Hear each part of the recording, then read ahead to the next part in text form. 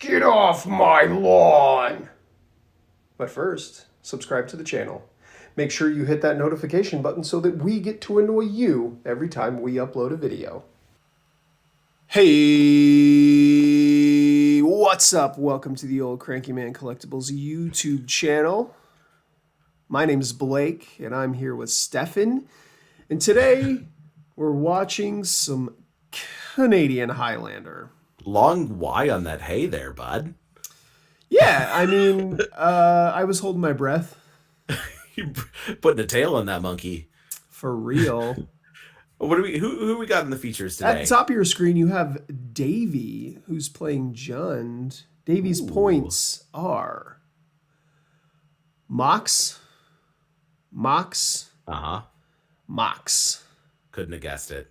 What's the last word? Do we know? I do not remember what his last point is. I'm glad he put Mox in this deck. I know he was on Pointless for a while. Yeah.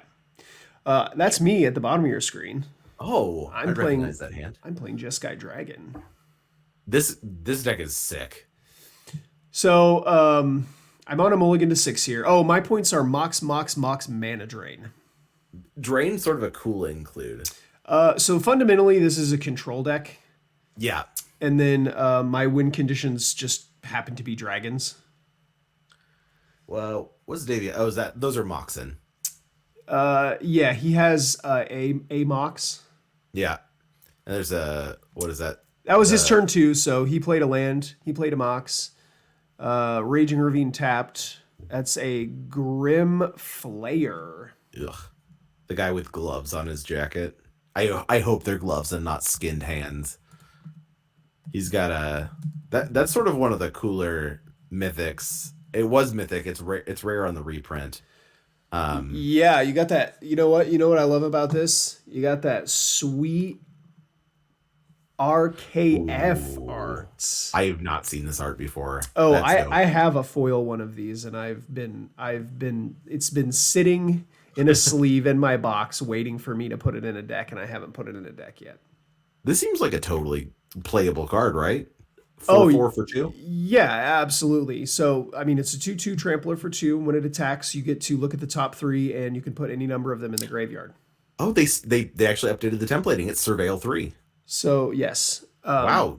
I love that. So, it gives you card selection, and then when you have Delirium, he gets bigger. He's just a 2/2. Or plus, he's a 4/4. Right, he turns into a 4/4. Which, like, in Jund, they're already playing, what, DRC, right? Sure. I assume so. So the card that you see on your screen right there is an Invasion of Tarkir, and it is the reason why I built this deck, just because I wanted to play this card. And you're not revealing any dragons. I chose to not reveal any dragons. I don't think I have any in my hand. Just bad shocking it. Yeah, it's dead. I opened a foil Invasion of Tarkir, and for those of you who don't know, dragon is my favorite creature type. Shocking. You're famous Dragonstorm player. So, oh man. Don't. So that's a kitchen finks. That's going to be a real pain in the butt for me. So I immediately opening this, I was like, well, I got to play dragons now. I think that's appropriate. Yeah. It's a good card, and on the back it's what, like a 4/4 with flying, and it is the backside. Hang on just a second, I'll bring it up.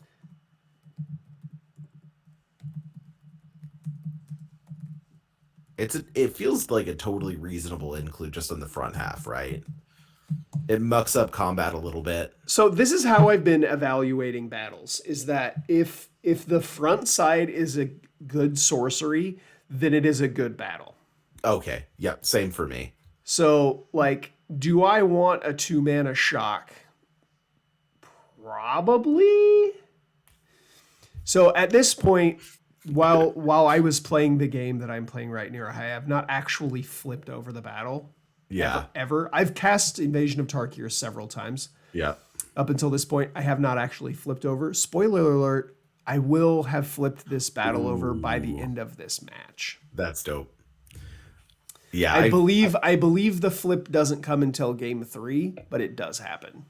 Red seems the easiest color to flip in because you get to have like the ways to interact with it with burn spells, right? Because you could chain lightning into them. Yeah, totally. I don't know if you're running Chain Lightning in this deck. I am not. Oh, okay. Was Davies just doing fetch land here?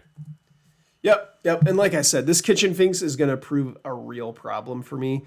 They tend to. As well as this Raging Ravine here. Yeah, those things get big. I forget how good Raging Ravine is as like as sort of a grow threat. It's the only man land that gets better over time. Yeah, it starts out as a 3/3, immediately turns into a 4/4 when it turns sideways. Yeah, dropping one of these is... I do not have a way to kill it in my hand. Yeah, you need the instant speed interaction. That does 3 damage. If you see, I have an Unholy Heat in my hand, but Unholy Heat is not delirious. So, rough. Raging Ravine's going to be a 4/4, and he's coming across for 7 damage here. Woof. 2 very hard to deal with threats, right? Like Kitchen Fink has persist, man land, like Raging Ravine becomes a land. Yep, absolutely. Consider end of turn. I am considering before blocks. Before block. Trying to find a kill spell, maybe. I have the Unholy Heat in my hand. I'm just seeing if I can find a better option. Looking back at this now, it probably was better to consider with the Raging Ravine trigger on the stack. That way, if I found a Lightning Bolt or something like that, I'd be able to kill the Raging Ravine. Yeah, because then you get to... Oh, you're going to Unholy Heat the Finks. Yep, I have to do something about this. Otherwise, I'm going to die very quickly. Yeah, it's sort of buying you at least an extra turn, because this clock is so 4, 5, 6, 7, going to take you to 11. And then, yeah, that would be basically a three turn clock. You're turning into a 4 turn clock. That's reasonable. That's math. It is. It is in fact math. These quick starts, like the last time when you and I've played, it felt like you had a lot of counter magic in hand. I do actually have a Remand and a Force of Will in my hand here. Mm-hmm. So a fair amount of counter magic. If you see there, I did find a Solitude off of this expressive iteration. Unfortunately, I do not have a white card in my hand to pitch to it, so I am either going to have to survive until I have 5 mana in play or find a white card to pitch to it.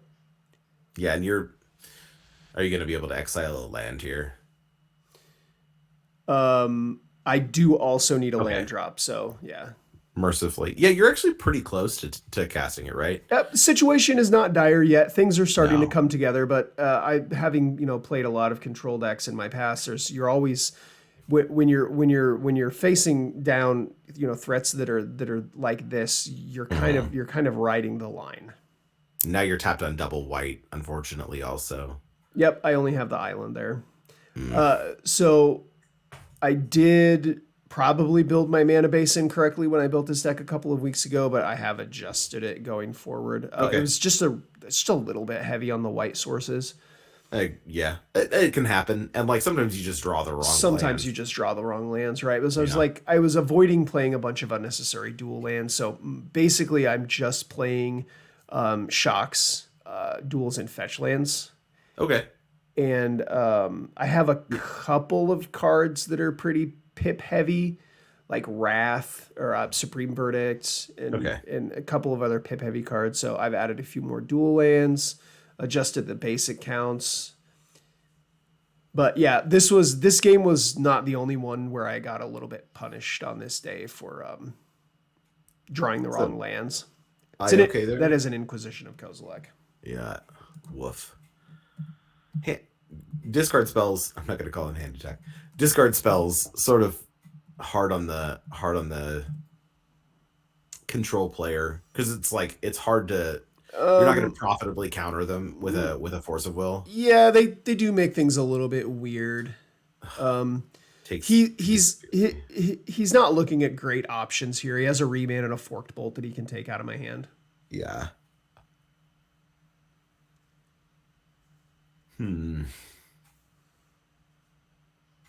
Yeah, I don't know.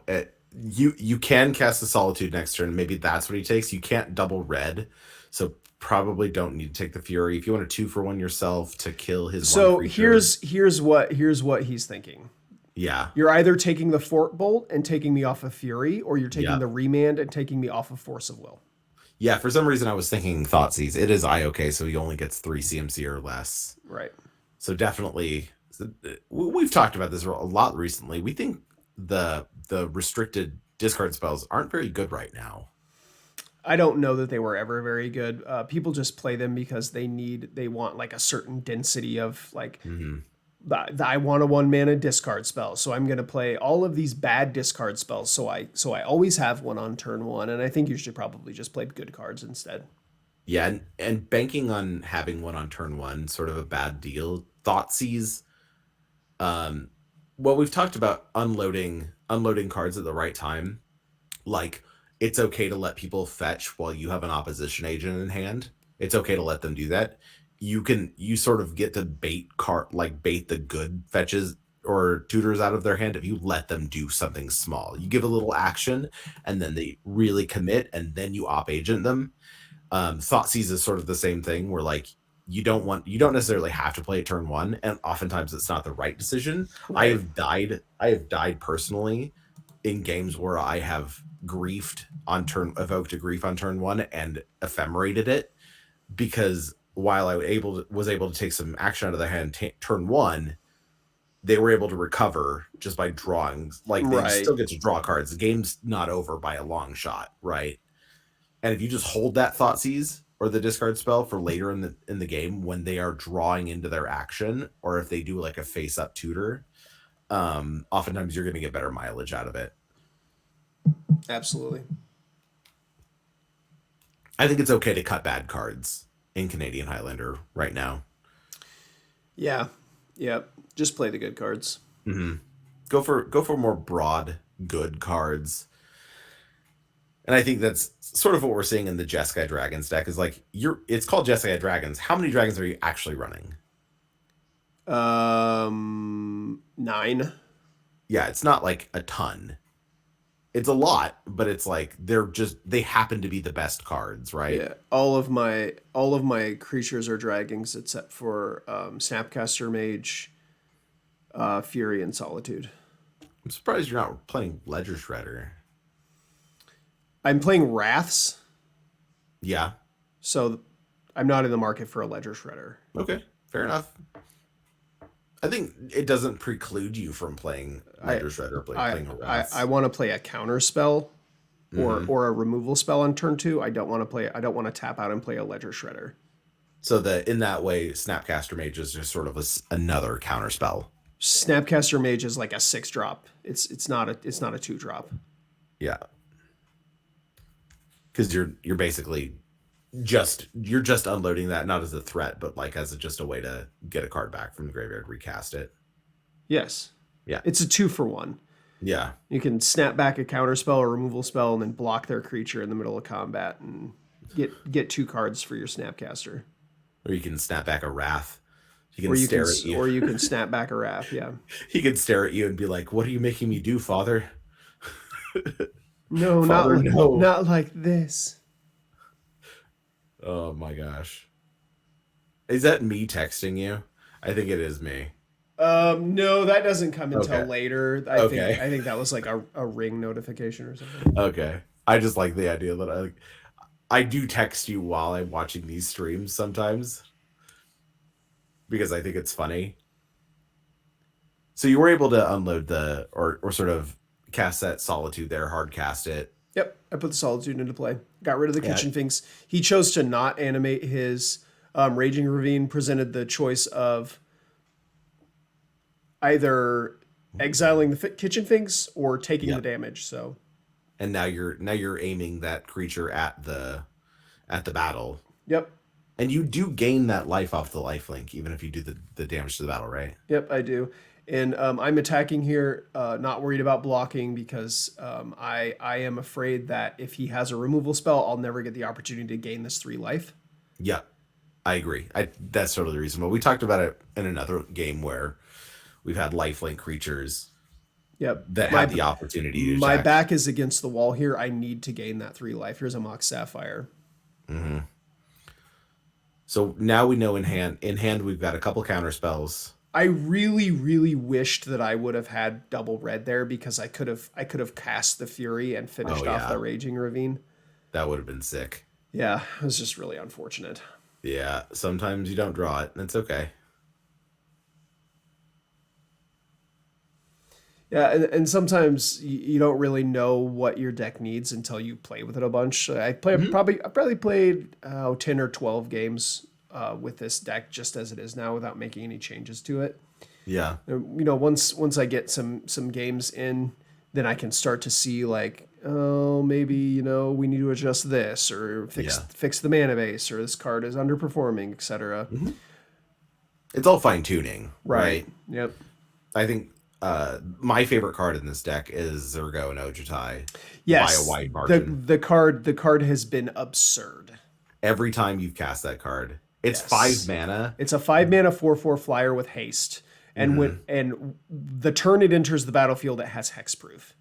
And then it Right. also has a triggered ability that says whenever one or more dragons you control deal combat damage to a player or battle, you get to look at the top three and put a card into your hand. Then you can return one of those dragons to your hand. So if you have 5 mana, you can just keep casting the Zergo and Ojutai Hmm. every turn and it never loses hexproof. Yep. If you I've have nothing never else to do with your I've mana. never actually done that, but it is a thing that you can do. Yeah, in your deck you get to hold up counter magic to kind of protect it, right? And you get to like the card selection seems nuts. It's not even like you don't even hold up counter magic to protect it Hard I'm casting hard casting gush. a gush here. I think this Oh is my god. I think this is the first time I've ever hard cast a gush in my life. It's a desperation gush. Just draw two 5 mana draw two. Or It's not even really that you need to have counter magic to protect your threat. Like in most cases, you're probably just okay with your threat dying. Right. That's sort of like the oh what how did he oh He cast unearthed it. an unearth Yeah. on the Grim Flare. It's the new unearth there. Has the Phyrexian obliterator coming out of the ground. Which you cannot actually unearth. Yeah. Correct. Flavor fail. My favorite cards are the ones that do reference the cards they work with, like the Imperial Recruiter that has like the Kiki Jiki and Pestermite in the In the art, background. yeah, that's Yeah, pretty awesome. like or the new Through the Breach that has Emrakul.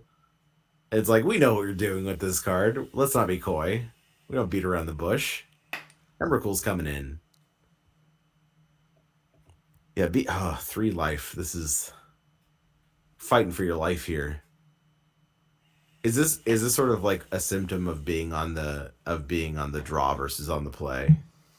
No, that with a deck like this, it matters very little whether you're on the play Okay, or the draw. sure. Think it's just draws like whatever you pull out of your deck, because like you're drawing a ton of cards in this deck, right? Ideally, Um, I if we're playing a good game of Magic, hopefully I hmm am drawing a yeah, bunch of cards. yeah. You're not just like hoping to So hoping to pull the seven thing and, about and call most it of good. my win conditions is that most of them draw a card or several cards a Right. turn. So That's it. Sort of reminds me of once you have one of those win conditions, you just start to pull really far ahead. So the goal is to play like a 7 turn game of Magic. So right. you spend turns 1 through 4 interacting with your opponent, playing removal spells, filtering your draws. Maybe you wrath them, maybe you counter some stuff, and then you get to turn 5 and you get to play one of these 5 mana dragons that is first of all very hard for them to kill because it has hexproof or Mhm. ward or something like that, and then also the dragon starts to fill your hand back up again. Yeah, and a lot of yours just like either draw you a card or have some amount of card selection, and like there's one that draws you a card, and then if you have less than 3 cards, you draw up to 3 cards. Yeah, Imrith. Yeah, that card seems insane. It's been okay. It kind of stinks in the face of a Caracas. Hmm. Yeah, well, that's sort of like the issue with a lot of your threats. No, Is that like all the other ones have hexproof. oh okay. Imrith has ward 4. So it's like they have to pay 5 mana to Karakas it, but they still get a Karakas it. It's like a thing that you can keep repeating over and over every turn. Yeah. It makes it hard for Imrith to get ahead. So I've been going back and forth on whether or not it's going to stay in the deck. How much mana is it? It's still in there right now. Imrith is a 5 mana 5/4. Oh, that's not bad. I was going as deep as like Dream Trawler from Theros Beyond Death, which is like a sick control finisher. Oh, sorry, it's a 5/5. Oh, it's a 5. She's on the screen now if you want to see it. Yeah, card's dope. So every time I play this, I sing that song. I don't know what it's called. Like the desert mist the rain. I don't know what it's definitely on all of those like nighttime. I love that song. Smoky moods. Yeah, dude. Commercials. Sign me up for all of that. Oh yeah. Yeah, your threats are all sort of like costed effectively and like have evasion and have some amount of protection. The big thing is like so ward 4 I only have functions when it's I attacked. have a Shivan Devastator in my hand. Oh my god. The power crept lightning. The power crept fireball. Yeah, that's what it is. I traded for one of these from Sean. This card seems incredible. Like it's just a game winner. It's a 6 mana 5/5 here with haste. Yeah. So the fun thing that I really wanted to do was play actual Shivan Dragon. Oh, I do flip it over in this game. Yep. Yes. There it is. So now you have a blocker. So, and this card says whenever a dragon you control attacks, it deals 2 damage to the player it's attacking, I think is what it says. Does Raging Ravine have trample? No. Okay. For some reason, I thought it did. No. It just gets a counter whenever it just attacks. The pump. Yep. So this guy can get under the bus effectively. Oh, so all Davey needs here is a removal spell. I do have this Force of Will. Yeah. I do have this Force of Will here, but or Lightning Bolt. Like you're at 3. Yeah, bolt my face. So the Thoughtseize here is going to force me to play face up, which does just make me dead. Rough. Yeah. So here's the good discard card, right? Thoughtseize never ceases to impress me. Thoughtseize is always good. It's like frustratingly good. Yeah. It's so efficient and it hits anything. Cabal Therapy is a favorite of mine. It is a lot more versatile as a discard spell. Here's a Bonfire of the Damned. Oh my god.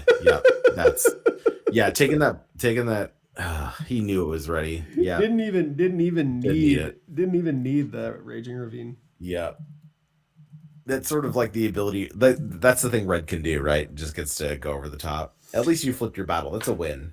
Yeah, Bonfire of the Dam is one of my favorite fireballs. Yeah, you get to flip it off your top at the Pro Tour and then have your opponent look at you with amazement. One of the best Pro Tour moments of all time. Miracle produces the most exciting games of Magic. Correct. It is a mechanic I would love to come back more. It's my favorite mechanic. It's so good because it's so like the concept, the execution, and the flavor all match perfectly. All a 10. In every respect, they are cards that are miracles, right? They are things that can win you a game on the spot if you draw, like if it's your top deck. Now, there are ways to manipulate that, of course, like there's Brainstorms and there's Jace the Mind Sculptors or whatever. But most of the time we see these cards with the exciting plays, they're just, you rip them off the top blind.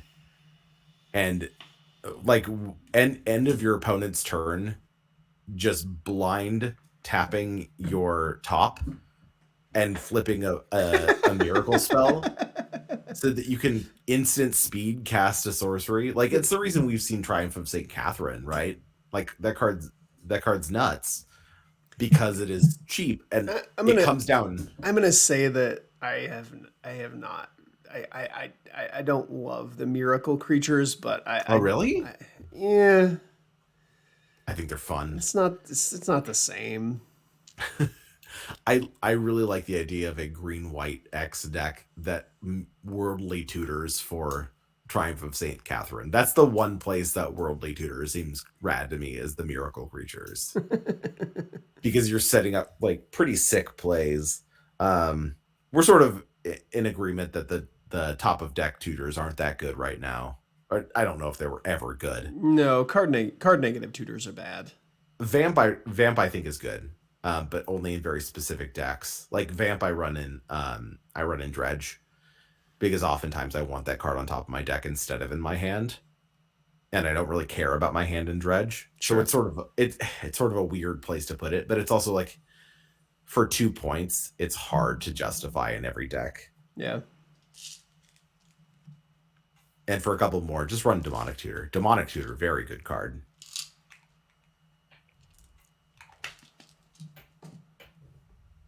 I never mind casting a Demonic Tutor for a turn, for like a land to hit my man. Oh, there's a counterbalance. Yep. So counterbalance, one of my favorite cards of all time.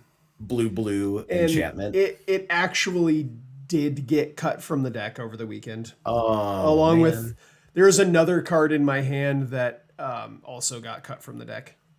It's probably not great in our format, because it's like it's way better in formats that have low curves and are like consistent in the playable cards. Yeah, I've countered quite a few cards with the counterbalance. I just Yeah, the random nature of it makes it sub good. unreliable. It's good with a top. You'll see in this game specifically, this counterbalance just does nothing. I mean, I have a 2-mana thing in my hand right now that could have done something, but instead I played the counterbalance, and now I'm kind of off tempo. Yeah, as it were. And your counter magic is all face up now. Like, he knows you have a cryptic command in hand. Which the best place for counter spells to be is unknown, right? Yeah. If there's an unknown card in hand, you either want it to be a counter spell or a kill spell. So I'm staring down a Grim Flayer and a Ragavan here. Yeah, it's woof. That's 4 power right there with potential to grow. You have hit all of your colors now, though, so yeah. No, the land was fine this game. yeah, and you're at 17. I assume you have some amount of removal. Ragavan's sort of the rough one here. And what are we killing the Ragavan? Yeah, I am going to Lightning Helix the Ragavan. Yeah, this is actually a great tempo play. Well, my point was that last turn, had I not played the counterbalance, I could have Lightning Helixed his Ragavan at the end of the turn untapped, and now on this turn I would have Factor Fiction or Cryptic Command up. So I did lose tempo for playing that counterbalance. Yeah, I didn't consider that portion of things. Yep. Yeah, you generally want to use all your mana in a productive way. Right. What is he doing here? He's resolving the trigger from Grim Flayer. 3. Yeah. He got to hit you. The answer is to dump all 3 in the yard. Almost every time. No, I think the best thing to do is to pick the best card and leave it on top. That way you know what your draw is going to be. Yeah. Yeah, I've only played this card in Dredge before, and I don't remember the last time I left a card on top of my deck. Like, whenever I hit somebody with it, I was like, okay, goodbye. This just says mill 3, right?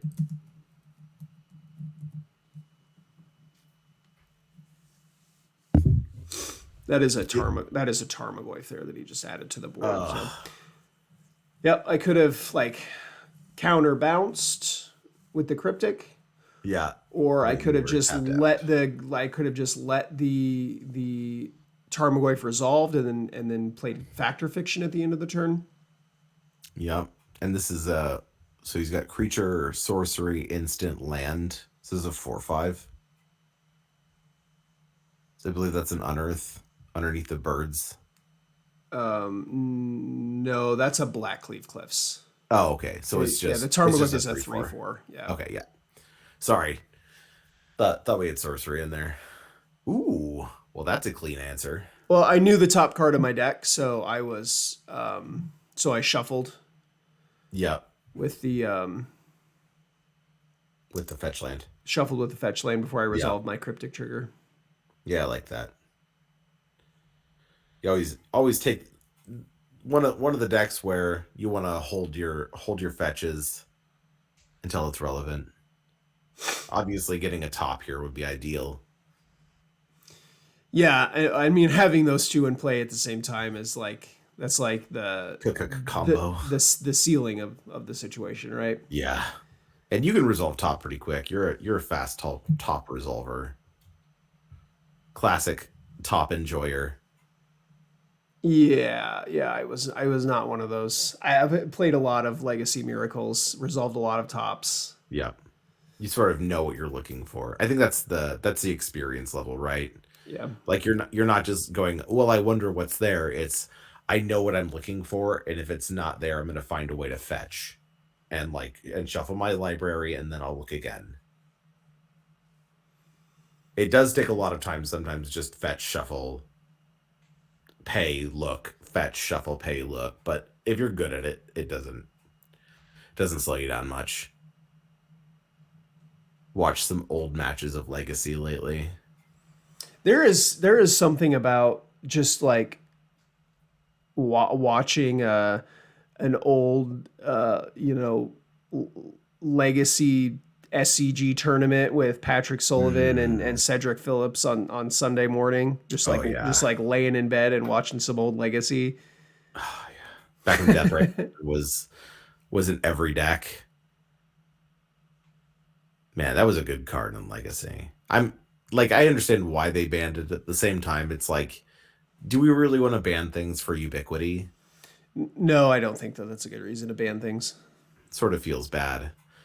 And I think it's a good reason to restrict things. Oh yeah, well we've talked about this. I think it's totally reasonable to restrict cards, and they banned top for an even worse reason, which is that some people are bad at playing with it. Like banning a card just because it slow plays decks, it's like that sucks. Like just give slow play warnings. It's okay. Make the warnings do the thing, and make judges enforce slow play. Right. There's rules for a reason. Exactly. I think it's totally reasonable to just go, hey, you're playing too slow. Pick it up. If you can't play this deck in a reasonable amount of time, then you're going to get a game loss. But yeah, I wouldn't mind Deathrite Shaman being restricted in Legacy. I think it'd be rad. I could see Oko being restricted in Legacy. That'd be cool. Like find your one Oko. Oko much less good when you don't have 4 copies of him in your deck. Correct. Yeah, it's sort of the same with a lot of those planeswalkers. I think Teferi Time Raveler specifically also is oppressive when there's 4 copies of him in your deck, where you get to Teferi, bounce your thing, draw a card, Teferi uptick, hold up a sorcery that I can unload on your turn. Like that's a beating. But in this format, Teferi is much less good. I don't know that I'm actually overly impressed with the card in this format, other than against like control decks. But even then, it's very much Spider-Man staring at Spider-Man, right? You're the control deck playing the control anti-control card, right? Which I conceptually, you are a deck that can deal with a control deck. Like control mirrors are sort of interesting, and shutting off that line of play just kind of feels bad. I don't know. It's a good card. It's definitely low cost, low investment, but I don't remember the last time it stuck around for more than a turn. So what are we doing on Davy's side there? He's resolving his Grimflayer trigger. Got it. Just looking at those top 3, surveilling. Yep. He got in with the Dothy Voidwalker. I killed it with an Unholy Heat. He's resolving his Grimflayer trigger. The other card that's in my hand that is also cut from the deck is, sadly, Niv-Mizzet Perun. Ooh, yeah. The card has been insane sometimes, and then sometimes I just can't cast it, and it just, eats up my hand. Those pips. I want to build the mana base in a way that card is playable, because I think that it's very, very good. The second problem that I have with it is that it dies to removal. Oh yeah, and like, does it have haste? No. No, He cannot be countered. that's what it is. He has flying, and whenever a player casts a instant or sorcery spell, you draw a card. Whenever you draw a card, he deals 1 damage to any target. Yeah. And it's what, double red, double blue? Triple red, triple blue. Holy moly. Yeah, this is the one from the most recent Ravnica set. Well, not War of the Spark, but we've gotten 2 new Niv Mizzet cards since this card. We have 2 5-color Niv Mizzet cards now. Yeah, it's the one I'm talking about is on the screen. Woof. That is a heck of a mana cost. Yes, but he's very much worth it. Oh yeah. When you're the only dragon on Ravnica, you sort of name your price, right? But right now in the situation, 6 mana with super restricted cost. Oof. Even more so than the cost, I think the fact that sometimes he just dies. Yeah. I did have one game where I resolved him against Jeskai Pyromancer, and then I was able to alternate cast a Gush on the same turn. Ooh. Well, that's sick. So draw 3 cards, deal 3 damage to something. Yeah, because I got so far ahead just from the Gush follow up from the Niv Mizzet Peru. Yeah. It didn't even matter if he killed it. I just couldn't lose the game. Yeah, at that point though, like your Gush is the card doing the work. No, the Niv Mizzet drawing 3 cards and lightning bolting something was what won the game. Niv Mizzet drew you 1 card. No, he drew 3. Come on. You cast the instant, he drew a card, and then the Gush drew you 2 cards. There's one of these cards is banned in a lot of places, and it is not Niv Mizzet Peru. Fair enough. Yeah. So Davey with the Wasteland on my Rogran Trihome there really rough. hurts. So I burned the Cryptic Command to tap draw. Yeah. You're at 14, but you want the extra we'll turn. untap draw. Yeah, I'm not too far behind on life yet, but no. His creatures aren't huge. What is that middle one? It's a Nighthawk Scavenger. Oh. Well, that's a choice. I believe that's I love what that card. Called. It's like a Vampire Nighthawk and a Tarmogoyf had a baby. Yeah, it's the new one. On your screen now. Yep. Yeah, this was in the new Zendikar set. Yes, it is from Zendikar Rising, and I only had instant and land in hand the previous turn. Now I have instant land sorcery. So Prismatic Ending gonna take out the Grimflayer here. Nice. Sort of the downside of mana efficient creatures is that they die very quickly to Prismatic Ending. Yeah, I'm in spite of being stuck on 4 lands and then getting wastelanded, I am doing a pretty good job of keeping pace. Oh yeah. Now holding a Factor Fiction and an Abrade with my Niv Mizzet Perun. So I will get to untap next turn with 4 mana available and be able to Factor Fiction. And I think at this point Davey only has 1 or 2 cards left in his hand. Yeah, that's sort of what I was wondering is what does his hand resources look like versus what you're about to have, like an explosive turn. It's always fun to see people separate these because we've talked about this before where if you're a seasoned player, if you're good at Magic, you'll be able to separate these into 2 piles where you, Blake, will take 2 cards. And right now, the obvious choice is the Supreme Verdict and the Fury. And I think you put no. He's doing this wrong. No, in this case, what you do is you put every land in with Fury. No, that would be very, very incorrect. You don't think so? Because what I want is lands and Fury. I can't cast the Supreme Verdict right now, and I'm going to be dead. I need to cast the Fury, and I need to have lands. Are you dead on board? No, I'm not dead on board, but We're playing a control deck here. Yes. I cannot race. That is not a thing my deck does. My thoughts. I have to stop him from being able to play a game of Magic, and then I can try to win. I can't do anything until I've fundamentally stopped what he's trying to do. And you see here at the end of my turn, he flashes in this endurance. I suppose. So my thoughts on that would be that if he knows I have the supreme verdict, it sort of limits what he's willing to put into play. But I don't know if you have enough threats in hand or anything to block creatures. That's sort of the other thing is like Which is a scenario where I would not want to play a supreme verdict, right? If I had creatures in play, I wouldn't want to play a supreme verdict. I suppose. Yeah. What I wanted there was lands and fury. So he did the correct thing. He gave me 1 land and fury. Okay. I think it depends on also how big his creatures. Like if you can only kill one of his creatures with a fury, it gets precipitously worse. Sure, right? But that wasn't what the situation was. No. I could even make an argument for just leaving fury alone. The only requirement being that I would need to have a red card in hand. Yeah. And he doesn't know whether or not I do have a red card in hand. That's also true, right? Like he had no idea that you had that Niv Mizzet Perun just kind of kicking around back there, waiting to get pitched to a fury. Nicely being able to shuffle your deck sort of puts those resources that were on the bottom of your library now like distributed too. I like that.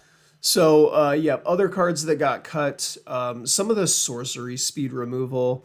I'm playing like Strangle and Flame Slash, among other things.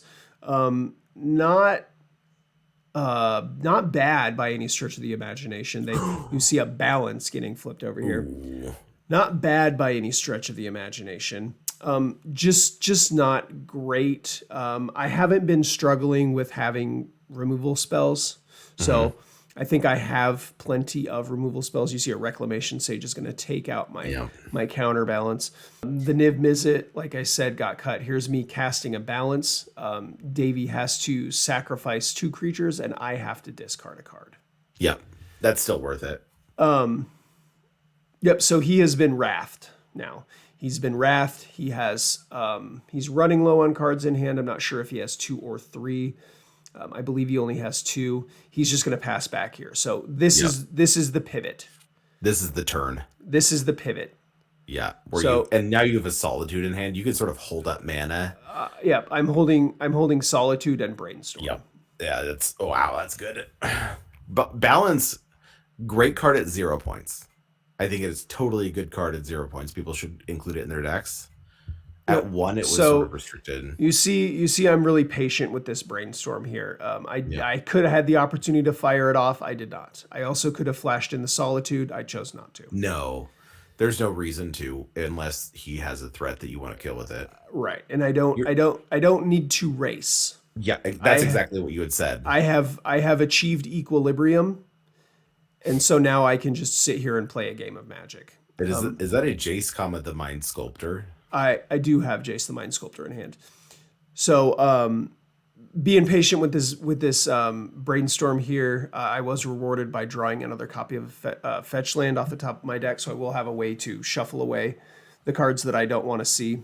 You see me really waffling on what to put on top there. Yeah. I was just kind of struggling with sequencing here. What was I going to do? I do decide to commit this Jace to the board. I like that. Is there he doesn't have a threat out right now? I don't think he has a lot of hasty threats, right? So he is going to get to Brainstorm, and I will put a couple back on top, and now I will still have my land drop. Yeah, I like that. So then you get to have the fetch land, reset your deck. I'm not actually interested in resetting my deck because there is a win condition on the top of my deck now. I just need to. Oh, is there? Yeah, I just need to find another mana source and play it. What's the win condition on top? You'll see in a second. It's spicy. Okay. It makes me wonder if Here's a Monastery Swiftspear going to come down, and I can't recall if he attacks me or the Jace. I believe he attacks the Jace. Yeah, it's probably smart. You're at 7 right now. Oh, you flashed the Solitude at him. You accidentally were like, oops. Uh-oh. I did. I dropped the Solitude. That was not on purpose. What are you doing, stepbrother? Yeah, I Flashing dropped that that Solitude Solitude. at Was not on purpose. Aha. Like the mind games. You're allowed to reveal cards to your opponent, right? Like at any time? No, that's not good behavior. No, you can though. It's not against the rules. You can, but that's not good behavior. I always think of that old story that Liam from North 100 told, where he was like, he killed somebody with a Hidetsugu's second right, and then the second game against them, he had it in his opening hand and flashed it to his opponent. Don't go to 10. They always knew, and then at one point they were at 11 and had no creatures on board, and he, what is that? The kill spell, the bolt, the shock that deals 1 to 2 different targets. Forked bolt. Yeah, he fork bolted his opponent and himself. Yeah. So that he could get him to 10 and then hit it Tsuka'd him. Yeah. It's probably rude, but like that's a cool story. Seems great. Here's the Solitude gonna come hard down. Casting. Man, I was thinking about this the other day. The quality of creatures that we've gotten in these elementals. The quality of creatures in general has really gone up in the last couple of years, and I think that's part of the reason why some of these old cards that were at one time like huge boons to any vintage legal format are just not very good anymore. Because like, why do you need to play your crappy 2 artifact combo when you can just play really, really good card like Solitude? Yeah. Is he dark blasting that? He is dark blasting the Solitude. Does he have a way to get it back? I would imagine he probably has a plan for how Okay. to kill the Solitude. How did that kill it? I blocked the Monastery Swift Spear. Okay. And he dark blasted it. So Monastery Swift Spear turns into a 2/3, and my Solitude becomes a 2/1. Oh, that's clever. I like that. I like a dark blast. But it's still like you've gained a decent amount of life here. Or not gained a decent amount of life in that you have blocked a creature and it has absorbed the damage. The long game favors you for sure, right? Yeah, most definitely. What is that card on the far left? Is that a Pokemon card? Yeah, it's a Pikachu. Oh, nice. Yeah, my daughter set it there while I was playing, and it kind of just sat next to me the entire game. I think she was worried she was going to lose it, so she just wanted to make sure. The true companion. So she just put little Pikachu next to me. Here's 8 mana. Oh my god. That is a Ugin, the spirit dragon. My honorary dragon, who's not actually a dragon. Debatable. Not a creature type dragon. He is in fact a dragon. He is in fact a dragon. And we'll never cut this card from the deck. Never ever. In the same way that Nicol Bolas is always also a dragon. Absolutely. Yeah, this is a fantastic card. Probably underplayed, I think. Like, especially in big mana decks. I don't know if it's underplayed. He is a lot of mana. Yes, comma. He does a lot too. Like, I think some of these easy to cast in heavy quotes, big spells, where like you can be all right. So we talked earlier. A little bit of a spoiler here, but we talked a bit about Time Vault decks and like decks that go big on mana and can produce a lot of mana. I think this is the kind of top end that we should be looking at. It's totally reasonable to have like a way to produce a lot of mana with a game plan and then dump it into something like Ugin or 7 mana Karn. I don't think I've ever lost a game where I resolved Ugin the Spirit Dragon. and yet people aren't playing it as much. And I think that's incorrect. And he's going to Unholy Heat your... Unholy Heat going to take out Jace here. Can hit Planeswalkers. Good card. But you already have the Ugin in play. It's... And what? Jace has drawn you, like, what, 3 or 4 cards at this point? Yep, I think he was in play for about 3 or 4 turns, something That's like that. enough. If getting to brainstorm multiple times is enough. Yeah. What is this guy? That was a... what is that card called? I recognize the counter spell. I gave you that. It kills a planeswalker. I can't remember what the name of the card is, but I had a counter spell for it. So that's the one I gave you. That counter spell. Yes. Which props to playing it. I feel like I give people counter spells if they play ugly counter spells. Here's a Glory Bringer gonna come in and come across for 4 damage. Yeah, he's not coming back from this. Anything he resolves from here on out is dying to this Glory Bringer. And you got all the time in the world. You can exert, wait, untap, kill it later. There's a Liliana. I suppose you can deal with it there. I spoke too soon, apparently. Yeah, Liliana coming down and making me sacrifice. I haven't seen her played a lot lately. I don't think she's very good. Yeah, she's sort of, I think, in the same way that the 3-mana Teferi is very good in 60-card formats. She is way better. I don't think Liliana is even good in 60-card formats. In Pioneer, I think she's fantastic. Here's a Chandra Torch of Defiance. This card is excellent. And you get to uptick to kill Liliana too. Yeah, Ugin is bananas. Are you actually running Serum Visions? Yes, I am. I am playing the bad cantrips. Say it with your chest. I am playing the bad cantrips. Okay. Davey's gonna scoop up here. We're gonna go to game 3. That's probably right. You probably were just gonna. Well, what's the ult on that? -10. You were real close to that, right? Yeah. Gain 7, draw 7, then put 7 permanents from your hand onto the battlefield. Yeah, because you were just bolting every turn, and you didn't even need to ult there. You can just. No, I was just going to kill him with it. The Ugin had 15 counters on it. Oh God. When he scooped.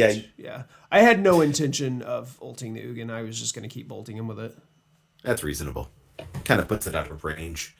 And unless he has like another direct kill spell, but you have counter magic in your deck. Right. Woof. Well, yeah. Ugin was my win condition at that point. If he found a way to deal with it, then I move on with my life and I find another way to win the game.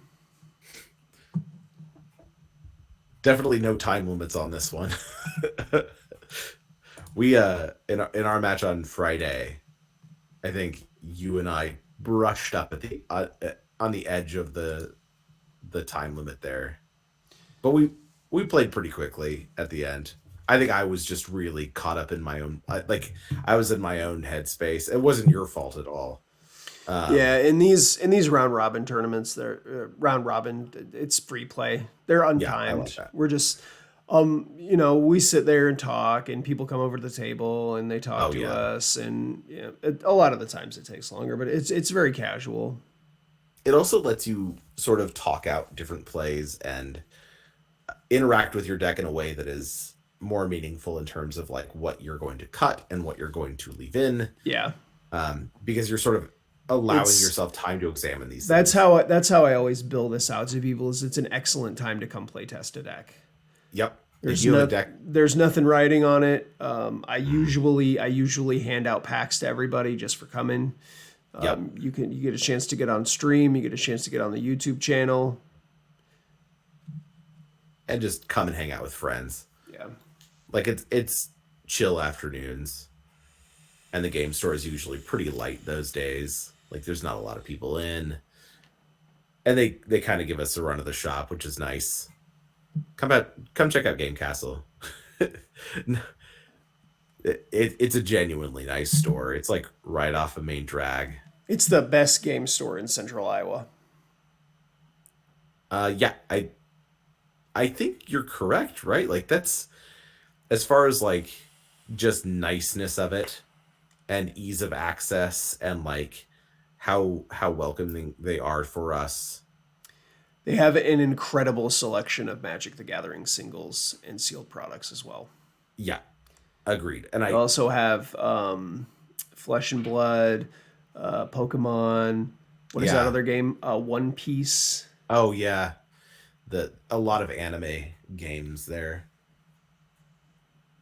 But I know a lot so like OCM has their um has the The storefront.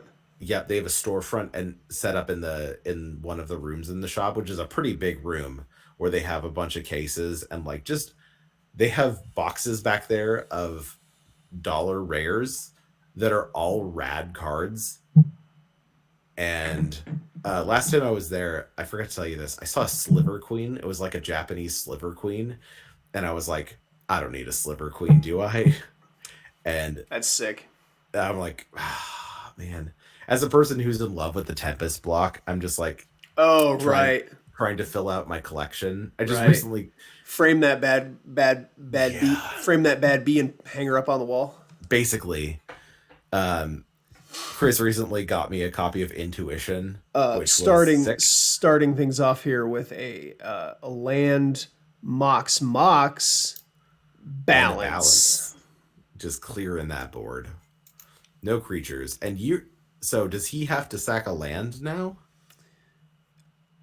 I cannot recall. I believe that's a mox. So this is it. Okay, Again, this is just a 2 mana wrath, and I have to discard a couple cards. I think that's fine though. discard a card. I believe. Discard like I pay that cost every day. Oh, Like I'll. he does have to Oh, sacrifice a land. this is So brutal. that was a clean 3 for 1. Yeah. And like we talked about playing removal spells where you have to sack cards like bone shards, and I think those are totally reasonable plays.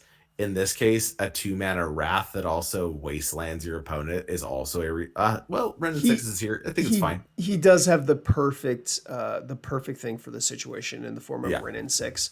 But can you imagine what this game would have looked like had I not cast the balance? It's still a hard tempo play. Like you're killing his entire board and you're making him start over in terms of like mana production. Clean 3 for 1. That's rad. I I think viewing balance just as a dirt cheap wrath is the way to look at it, right? Like there, we play 3 mana wraths, or we don't play them, but they make 3 mana wraths where your lands just don't untap the next turn. Right. And people would like, well, maybe that's good enough. And no, they're generally not. But this one is. Yeah, most stuff. Yeah, and when people consider whether or not to put balance in their decks, this is sort of us selling balance. Um, I think it is also, you also have to say like you get to choose when to play this. It's like a wrath, right? Like you don't have to commit to the board if you don't want to. Like if you want them to overcommit, and many people overcommit to the board right now. Yeah, absolutely. You just sort of let them do it, and then you balance them, and like obviously sequence correctly, right? Get cards out of your hand a little bit so that you're not discarding a bunch. Um, I think it's also totally reasonable to let them, like, if you're playing against a lands deck, let them like get a bunch of lands in play, and then like kind of you can bag your own lands for a little bit, and then Yes. balance. Yeah, That's yeah, that's kind of what you see me doing here. Or what you saw me do before that. yeah, yeah. There are sequences of plays where like turn 3, like if you're on the draw, they have 3 lands in play, you have 2, and you have your third land drop in hand. You hold it, balance, wipe their board, And then play kill your their land. land, and then effectively you're on the play Right. Exactly. because you've gone down a card, but it doesn't matter. Yeah, That was a card you weren't going to draw if you were on the play anyway. for sure. That's rad. Card's so good. Play Yes. that. Play balance. It is one of, if not my favorite white card. Here is a Teferi Time Oh, there's the Raveler. 3-mana Teferi. Yeah, I like this. Can it bounce? It can't bounce planeswalkers. No, absolutely not. But I think just ticking up is sort of like, what's he gonna do? He doesn't have a threat in play to deal with it. He can't cast instants now Yep. at instant speed. Now he cannot cast instants, and he is trying to read this horribly Oh my templated God. planeswalker. The art's rad. He's looking it up on his phone. I told him to. I was like, he's It's like, better. okay, let me read this, and I was like, you're gonna be better off scryfalling It has- than trying to read what that card does. Yeah, it has 1 static and 2 activated abilities. Yeah, man, this thing's just gonna tick up and up and up. And then if he tries to cast it, if he tries to play anything, you're immediately going to be able to bounce it. Again, this is one of the situations where Teferi Time Raveler is very good. But I feel like right now the meta is so creature based. Right. It doesn't survive very long. It Yeah. comes down on 4, goes to 1, dies. I would like to remind you that this is my third turn of the game. So turn 1 it was land. Turn 2 it was Mox balance. Turn 3 to ponder Teferi. And at this point, like, Davey's still got a solid game plan, right? Like, ulting a Ren in 6 will still win you a game, and he's ticking that up while you're ticking your thing up. The problem is that inevitability favors you. If he's not pressuring your life total, Yeah. you have ways of removing his Ren in 6, right? Yep. And he has, I would say, fewer ways of dealing with your permanent other than a creature. Yep. Yep. We have to get to a point where he has a lot of cards in his hand still. I have to get to a point where he is running out of cards in hand, and then we can start to talk about making the full pivot. But I believe I'm pretty firmly ahead right now. Just being at 17 at this point in the game with no real threats on board from Davey definitely positions you appropriately. Yeah. This is where you want the game to be. Exactly. The balance is what achieved that for me. I was able to deal with both of his threats with one single clean answer. Mm-hmm. Yeah, it's sort of the reason we run a lot of forked bolt effects right now. Forked bolt and fury. Being able to take out a bunch of relevant threats and just clean up a board. And people are still going to overcommit. Like, they're going to continue overcommitting. They're going to make balances good. They're going to make furies good. Most def. Dave's still making his land drops, still ticking up. That happens when you have a Ren and 6 and a fetch land. Yeah. I think have you ever run out of cards to fetch with the fetch land because you had a Ren and 6? Nope. I think I've only cast Ren and 6 twice. Okay. Yeah, I've run out of lands to fetch with fetch lands from Ren and 6 before. I think what happened though one time was that I think I was playing a win into the top 8 of the second Canadian Highlander tournament. Oh, right. And I believe that was the first or maybe the second time that I ever cast a Ren and 6, and I returned the wrong land to my hand, and I didn't have a land in my deck that I could go fetch. Yep. To be able to cast my spell. So this is me using a cryptic command to bounce draw Ren and 6 and draw a card at the end of turn. Card very good. Modes bounce target non-land permanent. No, it's just bounce a permanent. Bounce permanent. Yep. It can be a land because you can bounce your own Mystic Sanctuary. Yeah. Yep. The Mystic Lock is a real thing. It's like bounce draw is totally reasonable if you get a ton of mana. Ren and 6 going to come down and be wet with the mana drain. And you drain it. Yep. Look, it's Counterspell Plus.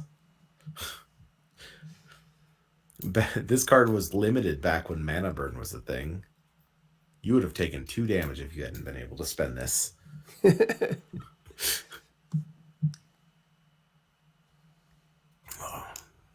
Yeah, it puts Davey in a much harder spot now. I think he was definitely planning on making his making all of his future land drops. And now he's got effectively 3 mana to spend this turn. Yep. 3 mana. 3 mana coming. What's it going to be? It's a Phyrexian Flesh Gorger. Oh, gross. There's so many Phyrexian cards with gross names. I was doing those TikTok videos for pack openings, and so many of those cards just have really gross names. Yep. Here's my 2 mana for my mana drain. So now he's got a 3/3 with Ward, pay 3 life, and Menace and Lifelink. It's pretty good. Pretty good. We'll see how it goes. Here's 2 mana coming. I don't think you mind paying 3 life to kill this, though. I do not. Here is a Invasion of Tarkir. I will target Phyrexian Flesh Gorger, and I will reveal Shivan Devastator. Ooh, that's 3 damage.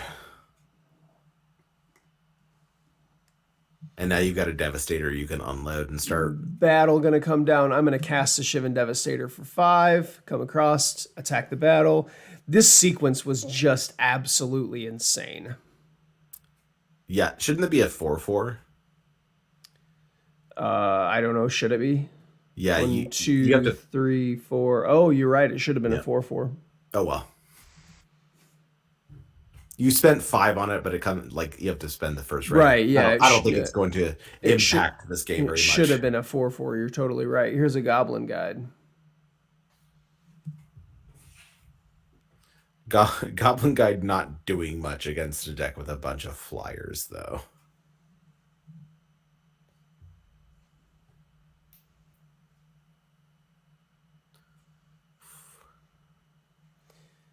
So yeah, this represents a 2-turn clock. Well, this is 13 damage. Yeah, it's 9 damage from the creatures and right. then 4 damage from the triggers. I forgot that is a thing that happens with the dragon, taking him to 1. Yeah, Invasion of Tarkir, totally dope. Defiant Thundermaw on the backside there, flying trample 4/4. Whenever a dragon you control attacks, it deals 2 damage to any target. That's rad. So it just gets to shock anything. I really like battles. I think the more that I see of them, the more I'm like the investment on these seems fine. Now that I also have Invasion of New Phyrexia in here, which I have also been able to flip. Never sad to cast. He miracles Bonfire of the Damned here, and I have counter spell. And you got it. What a match. Yeah, that was a long one. It was a crazy game. But I like it feels like there was a lot. It wasn't one-sided. There was a lot of good Magic getting played on both sides. He had clean answers for a lot of your threats. Whenever I thought like there was a big swing, the other player had sort of an answer for it. Like he had just very good decks kind of facing off against each other here. Yeah. Oof. Yeah, it was totally rad. Absolutely. Awesome. Well, I think that about does it for this video. If you haven't done so already, please subscribe to the Old Cranky Man YouTube channel. Make sure you hit that notification button so that we get to annoy you every time we upload a video. Yeah. Don't forget check out the TikTok. We are on TikTok now. We joined the Cool Kids Club. TikTok. Yep. Wherever you get your podcasts, on Spotify or wherever, YouTube, Twitch, you can find us everywhere. The Magic Dads are everywhere. We are everywhere. We're omniscient and omnipresent. We're everywhere, and now we're leaving. Goodbye. Bye. Love you.